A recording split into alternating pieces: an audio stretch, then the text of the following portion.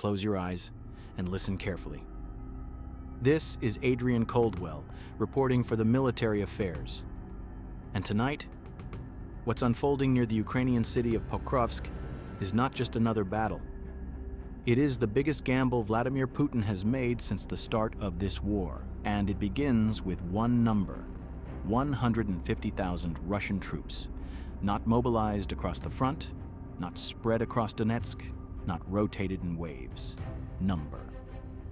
Putin has pushed 150,000 troops into one direction, one target, one objective: Pokrovsk, a city Ukraine calls its shield, a city Russia calls its gateway. And tonight, that gateway is shaking before we go anywhere. Before we break down the numbers, the strategies, the politics, I want you to hear something. A soldier, a Ukrainian soldier. He's recording on a broken body cam, mud on his face, explosions in the background. His voice is shaking. They're coming again! Marines from the south, armor on the left, drones above us. My God, it's endless, endless! The transmission cuts. A second soldier breaks in. We're holding! Tell command, we're still holding. A metal blast. Silence. These are the kinds of voices emerging from the battlefield right now. This is not speculation. This is not propaganda. This is Pokrovsk. All right, I say, switching into the newsroom tone. Let's strip this down. Russia claims they have seized 3 more villages. They have momentum. Ukraine cannot win. The war will end only when Moscow completes its objectives. Kremlin spokesman Dmitry Peskov even said, the Europeans believe Ukraine can win. This is the deepest illusion strong words. Very strong words from a government that said Kyiv would fall in 3 days, nearly 4 years ago. But this time, their actions match their rhetoric. Because you don't deploy 150,000 troops unless you want to make a point so big, the whole world hears it. Now, picture this. It's 3 a.m., the industrial outskirts of Pokrovsk, rain, smoke, a sky filled with the buzzing of reconnaissance drones. A group of Ukrainian soldiers crouch inside a ruined apartment block. One of them, a young radio operator, speaks softly into his comms. They're circling us. Tanks on the North Road, Marines on the ridge. Another soldier, older, exhausted, replies, if they break through to the city center, it's over. You hear distant artillery. Then another voice crackles through. Hold. Hold your positions. Reinforcements are coming, but you can hear the truth in his tone. There are no reinforcements, not enough, not yet, because Pokrovsk is now the single most pressured battlefield in Ukraine. Why is Putin risking so much here? Because Pokrovsk is the hinge of the Donetsk front. If Russia takes it, they can push deeper west, they can collapse multiple Ukrainian defensive lines, they can isolate Dobropilya, and they can claim their largest symbolic victory since Bakhmut. This is not just strategic, this is political, psychological, historic. Pokrovsk is the prize Russia wants to hold up to the world and say, see, we are winning. The West was wrong. And to achieve that narrative, Putin is doing something even his own generals warned against, concentrating his largest troop mass since 2022 into a single axis of advance. A hammer, a blunt, heavy hammer, trying to break a city made of steel. Ukraine's commander-in-chief Oleksandr Syrsky isn't hiding the situation. In his own words, there are ongoing battles, fights raging on, maneuvers everywhere.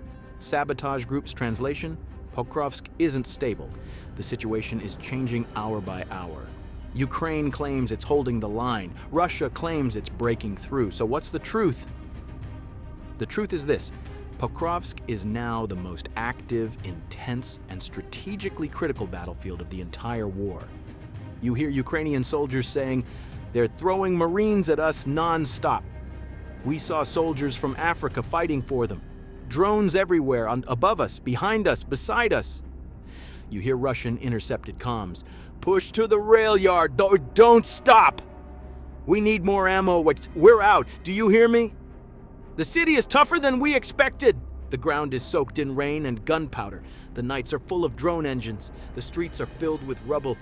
Pokrovsk isn't just a battle, it's a machine grinding down tens of thousands of soldiers on both sides. Now here's the twist. At the same moment Russia has thrown 150,000 troops at Pokrovsk, Ukraine has activated its most unconventional warfare program ever, the drone gamification system. It's real.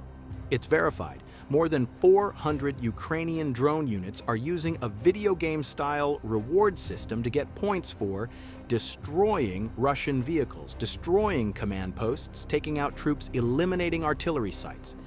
Points that get converted into real weapons. Yes, weapons delivered through a digital store. This is not 20th century warfare anymore. This is something else, something new, something terrifying.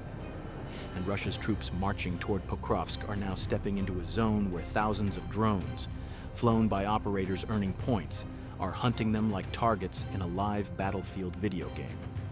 Cut back to the front line.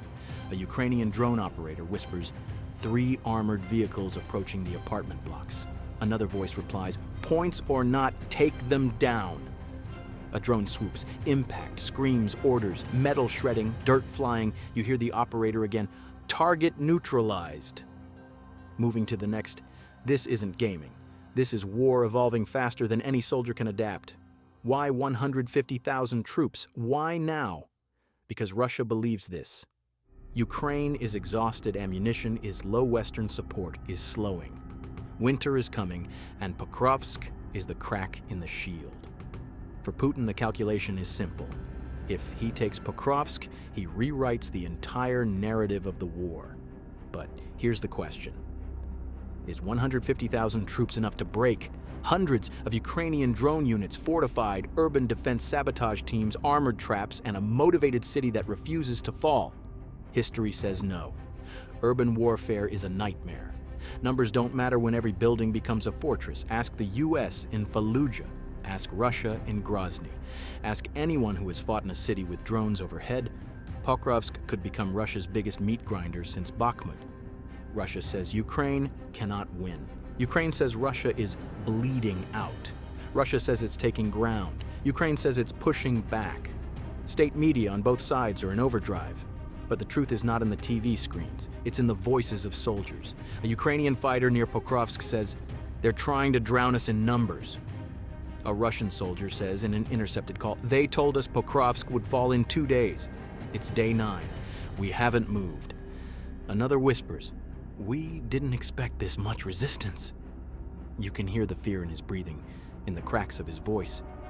Pokrovsk is not collapsing, it is fighting tooth and nail, and that terrifies Moscow. New satellite images show entire blocks flattened.